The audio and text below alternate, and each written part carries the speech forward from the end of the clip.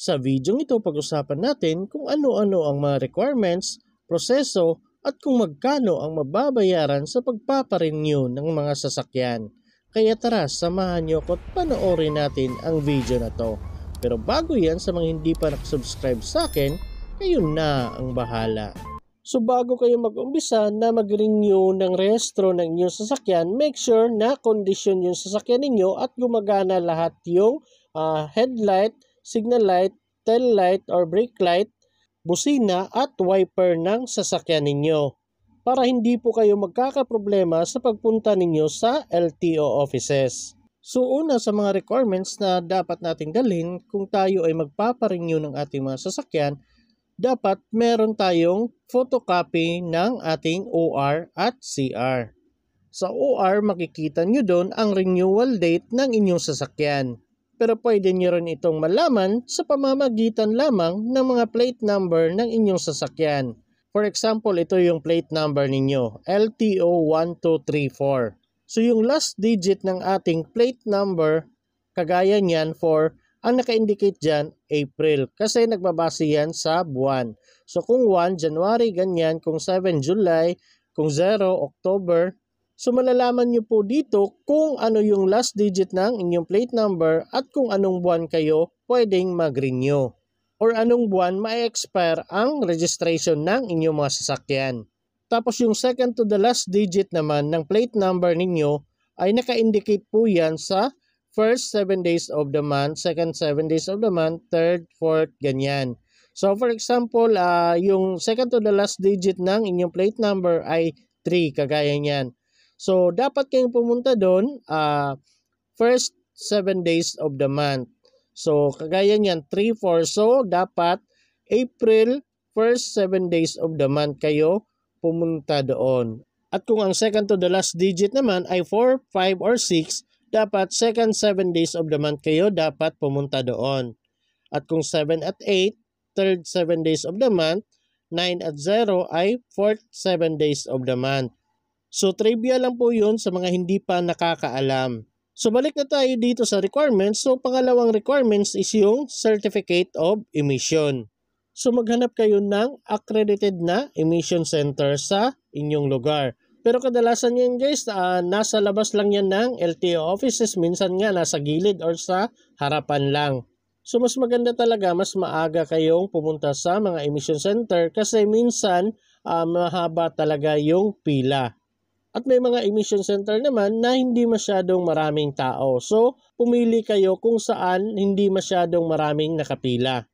At kung meron na kayong Certificate of Emission, punta naman tayo ngayon sa pagkuha ng CTPL Insurance. So sa Cebuana na ako kumuha ng CTPL Insurance kasi 610 lang ang private cars doon. At meron naman daw sa Imlovillier. Hindi ko sure kung magkano doon, basta meron din daw. Basta magdala pa rin kayo ng photocopy ng OR at CR ninyo. At kung kumpleto na ang inyong mga requirements, meron na kayong Certificate of Emission, CTPL Insurance, at meron kayong photocopy ng inyong OR at CR, ang next na gagawin ninyo ay pumunta kayo sa pinakamalapit na LTO branch sa inyong lugar. Make sure dala ninyo ang mga sasakyan na gusto ninyong iparenew ang rehistro kasi dito i-inspect pa yan ng taga-LTO. So dumiretso na po kayo sa inspection area ng LTO. At pagkatapos, i-park nyo na lang po at antayin ninyo ang officer na mag-check ng inyong unit. And then, ibigay nyo na po yung ORCR ninyo at yung emission test result. At dito na nila i-check ang headlights, tail lights, signal lights, busina at wiper ng sasakyan ninyo. At kung pumasa kayo at nilagyan na ng inspector na unit inspected, pwede na po kayong mag-proceed sa next step. Sa harap po mismo ng LTO office, may officer po kayong makikita dyan. Doon nyo po lahat ibigay yung mga documents at bibigyan po kayo ng numero. So take note po, dapat maaga kayo doon kasi may serving time na nakalagay dito sa taas. Yung numero ko, number 12. So dapat 8 to 9 AM ako nandun na sa loob. Kasi may iba nakalagay yung serving time dyan, 9 AM ka nandun pero 2 PM ka na pwedeng bumalik. So medyo matagal pa. So sa akin, number 12, tapos 8 to 9 ako dapat pumasok. So pagkapasok ko doon, ang tinawag na numero ay number 8 na. So nagantay lang ako sandali at tinawag na yung number ko. So magantay lang kayo kung anong window kayo tinawag. So window 3 ako pinapasok, so doon ako pumunta. At dito hahanapan pala kayo ng valid ID. So kung hindi sa inyo nakapangalan, dapat meron kayong deed of sale kung nabili ninyo, or kung inutusan kayo, dapat meron kayong authorization letter. So, dapat meron kayong dalang valid ID ninyo at deed of sale or authorization letter. At pagkatapos dito, sinabihan lang ako kung magkano yung mababayaran ko. Tapos pinapunta na ako sa cashier. So dito mag-aantay ka lang na tawagin yung pangalan ninyo at pagkatapos magbayad na lang kayo. At pagkatapos nun, nakuha ko na po yung OR ko. So ito na po yung bagong OR ko. So ganun lang kadali, mas matagal pa yung pagpa-emission kaysa sa pag-renew. So ngayon pag-usapan naman natin kung magkano yung mababayaran natin kung tayo ay magpaparehistro ng sasakyan. So sa akin, yung emission testing is 500 pesos, CTPL insurance 610 pesos, tapos yung MVUC and legal research fee is 3,600. Kasi medium yung sasakyan na nirenew ko. By the way guys, yung MVUC magkaiba yung mababayaran natin. Depende sa sasakyan na ipaparenew natin. So kung light passenger cars na up to 1,600 kg yung weight niya, 1,600 yung mababayaran ninyo. At kung 1,601 to 2,300 kg yung timbang ng sasakyan ninyo, matatawag yan na medium passenger cars.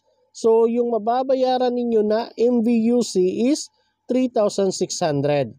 At kung ang timbang naman ng sasakyan ninyo ay nasa 2,301 kg and above, matatawag po yan na heavy passenger cars. So, nasa 8,000 yung magagasto ninyo sa MVUC. At nandito din sa baba yung utility vehicles, SUVs, mga trucks, trailers. So, nandyan po yung pwede ninyong magastos sa MVUC. At dahil sa akin ay medium passenger car lang, kaya 3,600 yung nabayaran ko. So, yung total na nagastos ko is around 4,710 pesos. Pero hindi pa po kasali dyan yung gasolina guys, yung kakain ka pa sa labas kung nagugutom ka. So magdala lang po kayo mga 5,000 to 6,000 pesos. So tama na po yan, may extra pa kayo niyan. And by the way guys, sa mga gustong mag-renew ng driver's license or gustong mag-take ng exam kay LTO, may mga videos po akong ginawa dyan, may mga reviewer ako, may mga videos akong ginawa kung paano mag-renew ng driver's license kay LTO.